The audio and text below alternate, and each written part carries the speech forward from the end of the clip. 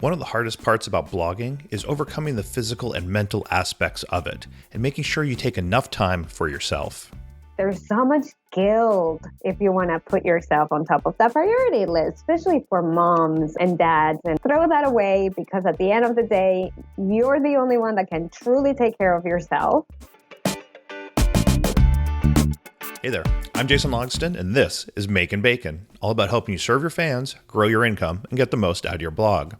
As a blogger, we focus a lot on the tactics on becoming a successful blogger. How do you do keyword research? How do you write recipes and blog posts? How do you use WordPress? But we don't focus a lot about the mental and physical aspects of blogging. But this can be some of the most important things to becoming a successful blogger. If you're not feeling good, if you don't take time out for yourself, if you don't focus on your own concerns and needs, you can really get behind. You can let doubts build up, you can let sickness get in the way, and you can't accomplish the things that you want to do. Recently, during a podcast interview with Lennis Perez, who's a wellness consultant, we talked a lot about how you can find time for yourself, how you can get more energy, and how you can really take care of yourself despite having a host of other obligations. So I identified through this whole process and through the process of taking care of my dad, I took a step back and I said, well, if I don't take care of me, my energy, my body, and my overall health, I cannot help him ultimately. And I think that's something that, especially for moms and dads and working parents and working caregivers, I see is we are really trying to step up to the plate and be everything and give everything that we can. And we're putting ourselves at the bottom of that priority list, right? You're taking care of everybody else and you're at the bottom of that priority list. And there's so much guilt if you want to put yourself on top of that priority list too. It's like there's judgment from everywhere. Throw that away, because at the end of the day, you're the only one that can truly take care of yourself. And I identified 4 things. And to me it's important to nurture your body through the right foods for you. I'm totally against fad diets. I think that's why they're not long-term solutions. People try them and then they get off the wagon because it's unsustainable. So look for sustainable solutions for you to nurture your body. I also like to focus on creating an environment that is good for you. So I love surrounding myself with people that support me, people that love me, people that are positive.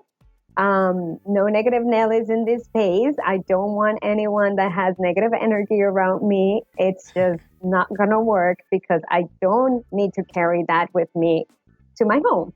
That's just the bottom line. Finding time to do fun stuff that get your body moving. I love hiking, skiing, just getting out there, doing something that connects me to nature. That's my way of playing. But I know a lot of people love like going to the gym, trying Zumba classes or doing some sort of martial arts. Anything that you find that's fun for you and gets you moving, do it. Find 1 hour, 2 hours a week. Start small, right? Because if you try to make this giant leap or giant jump, then again, it's not sustainable. And then get enough sleep. Our brains are not going to work if you only have 4 or 5 hours of sleep, and good quality sleep, right? Because that's the biggest thing is I think I will put sleep before even food, because when you sleep well, then you can make better choices, and now you can eat healthier, and now you can find the time to play, and now you can organize your day to surround yourself with the right people and do the right things for you. So these are kind of my 4 steps of, these are all important. Look at your life, what's good, what's not really working, how can we start adjusting it?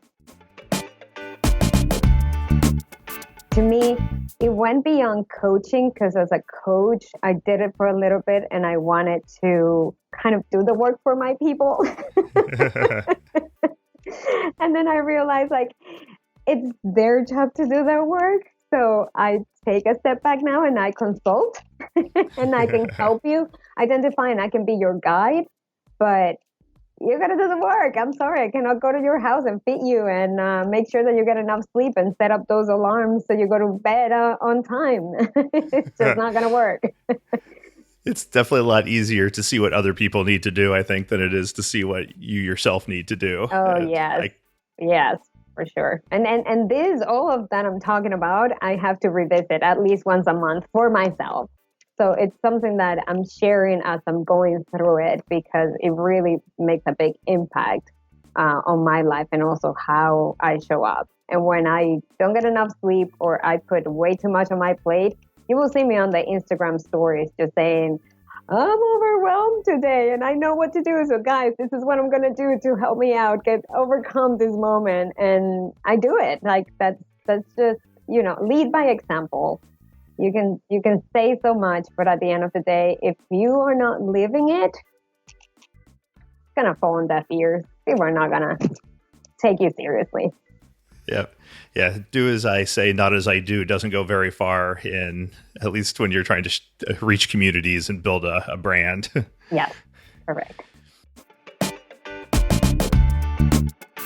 I really like your point about needing to focus on yourself first as well, because there are so many people that are bloggers that they have their blog, they might have a full or part-time job, they have families, spouses, or kids, or pets, and commitments. And at the end of the day, it comes down to whatever is left is what they get for themselves. Mm-hmm. And I think making sure, like you said, carving out some time for yourself, even if you know every day you have 15 minutes at this specific time that no one can touch that time and it's yours. I think you can't meet your other commitments and you can't be the spouse or the parent or the worker that you want to be if you don't take that time for yourself and you're not taking care of yourself ultimately first. Mm-hmm. 15 minutes.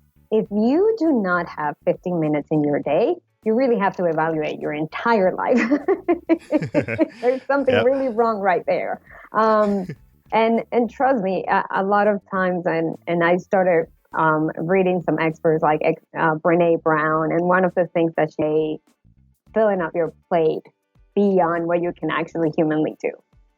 So when I read that, I was like, oh, so that's the example I saw at home, because my mom was working full time, taking care of us, going to school, getting her degree. She was just filling up her plate because she was trying not to deal with the emotions that, even though she's married, my dad was in the army and he was not at home that much. So it's these little things that, you have the power to recognize and create awareness. So I always, my mantra, as you will see on my videos, is awareness is an action. First, you have to be aware of the problem. If you're not even aware of it, there's no way you're going to fix it, period. Yep. Once you're aware of it, okay, take a moment, take a pause, create some ease to identify how you can start working towards making it better, and then take action. That's it. Like, it really is that simple to put it in those 3 words. The actual doing, it's a little harder. It always is, isn't it? Yes. Yeah. One of the most important ways to take care of yourself is to make sure that you are in a job that you love. Check out this video, and I'm going to talk to you how you can create a job that you not only want to work in, but that you love to work in.